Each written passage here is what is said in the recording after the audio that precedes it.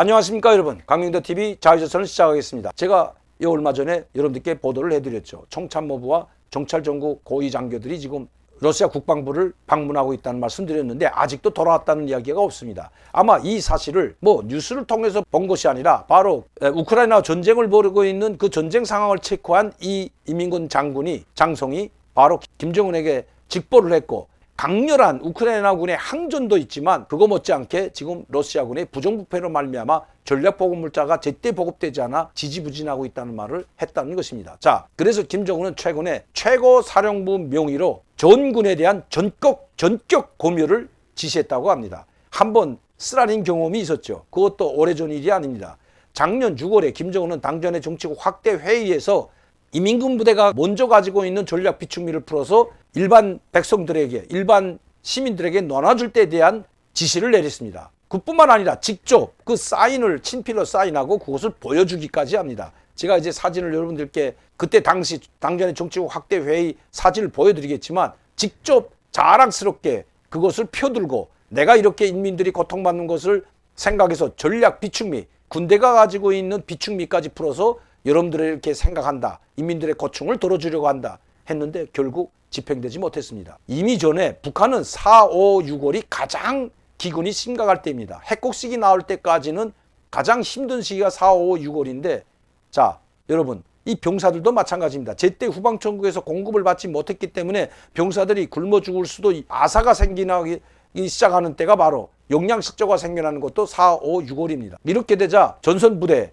뿐만 아니라 연합부대장들이 이병철에게밖에 보고할 수가 없습니다. 김정은에게는 직접 갈 수가 없기 때문에 이병철에게 항의가 빗발쳤다고 합니다. 쌀을 보내줘야 병사들을 굶기지 않을 거 아니냐, 다 죽일 거냐, 이런 항의가 빗발치자 이병철은 생각다 못해 김정은의 지시 없이 그냥 자기 결단으로, 왜? 김정은의 가장 총애를 받던 것이 바로 이병철 원수이기 때문에 이병철 원수는 바로 제2인자였죠.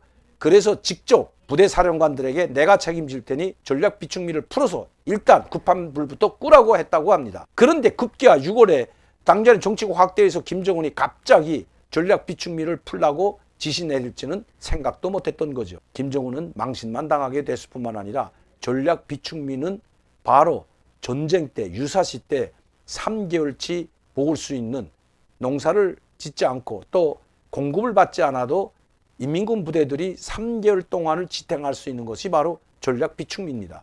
예전에 김일성, 김정일이 때는 6개월분의 전략 비축미, 저도 인민무력부 보위대학에 있을 때 6개월분의 전략 비축미를 가지고 있었습니다. 이건 비축미뿐만 아니라 연료, 의약품, 식료품도 마찬가지입니다. 식량도 마찬가지고요.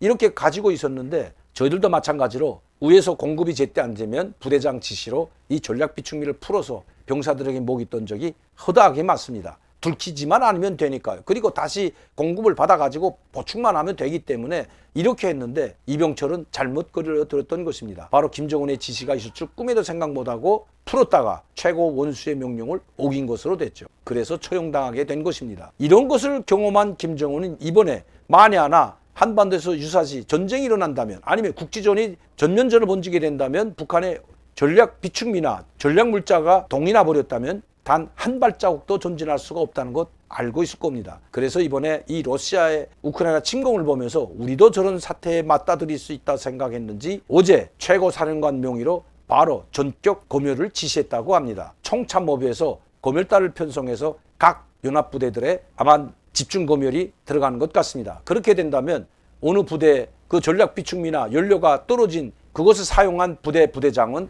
살아남기가 힘들죠.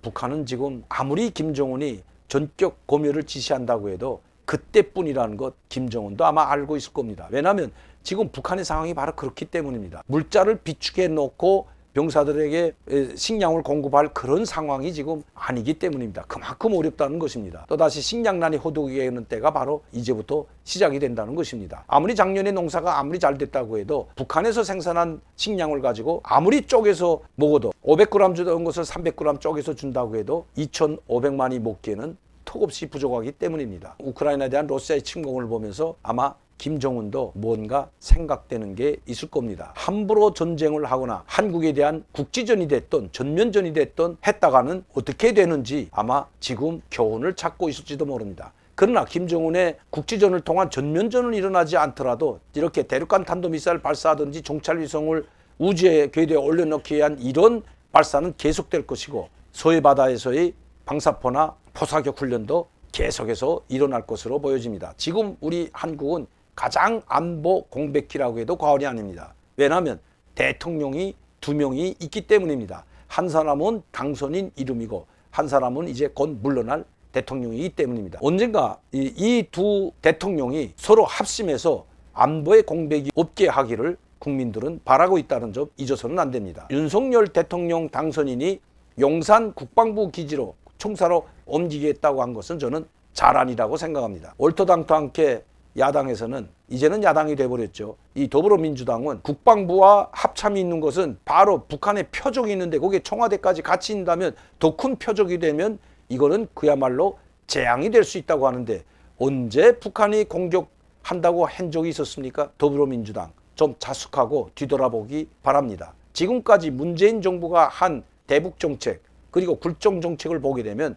단 한 번도 북한이 공격한다는 이야기를 한 적이 없습니다. 이제 와서 용산 국방청사로 옮긴다고 하니까 마치도 북한이 당장 공격하면 이거 정말 재앙의 수준이 될 것이라고 호들갑을 떨고 있는 더불어민주당 내로남불 이젠 좀 그만두고 신물나고 지겨워 알아야 됩니다. 오늘도 강명도TV 자유조선을 시청해 주신 여러분들께 진심으로 감사를 드립니다. 저는 내일 이 시간에 다시 뵙겠습니다. 감사합니다.